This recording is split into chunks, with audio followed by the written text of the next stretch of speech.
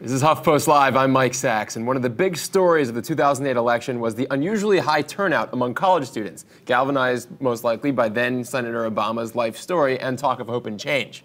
4 years later, there's lots of hand-wringing over what appears to be the youth vote's return to its historically more apathetic form.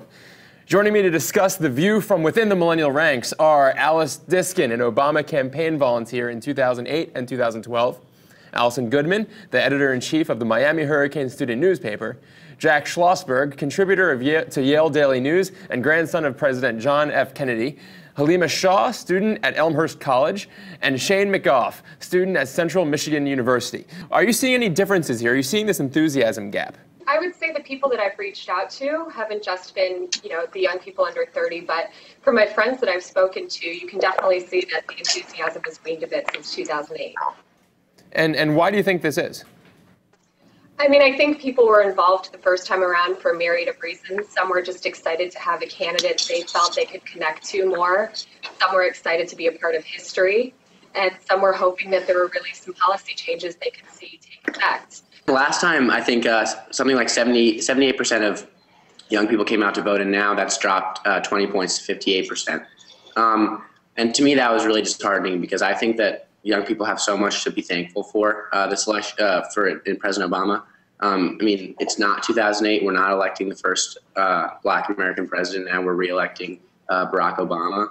And it's not our first time into politics now. We've sort of gotten a taste of it. We've seen that not everything can be solved in the first try. And I think that a lot of people see that as a reason to give up, a reason not to get excited. But, I think that that actually makes it a lot more impressive to kind of get out there and vote and to try to keep working on the things that you think need to get done. You're there, you're on the ground, you're in the dorms. What's the conversation in the all-night conversations you guys have?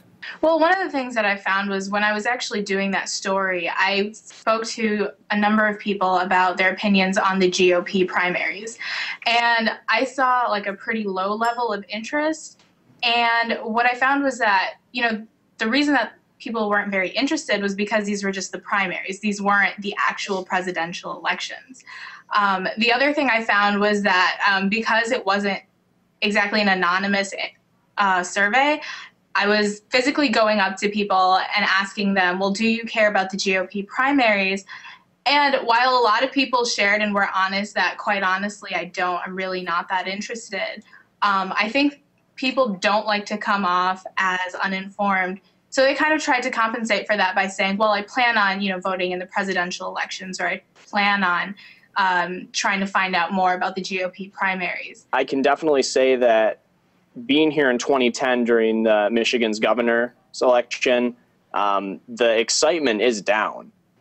There were a lot more volunteers out polling and going door to door for Verge Bernero when he was making his run against Rick Snyder, who Rick Snyder ended up winning by a landslide. And that excitement is down. But I would say, though, that because the topic, are college students disenfranchised? Are they not going out and voting? If you look at our country as a whole, the majority of people don't vote. I don't really think that our country makes a big enough emphasis on getting out and vote. Do you have a hard time reaching those students on campus who aren't really politically turned on, aren't really engaged civically with what's been happening over the last 4 years, and perhaps what might be happening to them over the next 2 to 4 years themselves?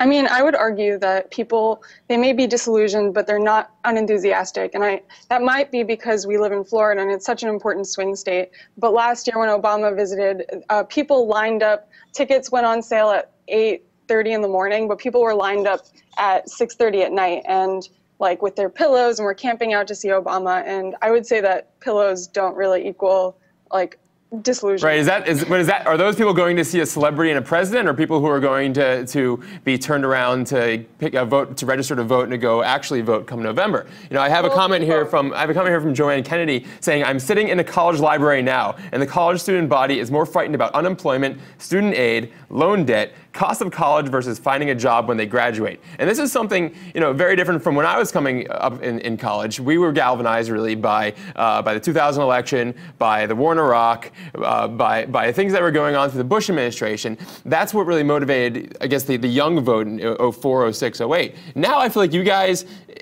It's about the economy.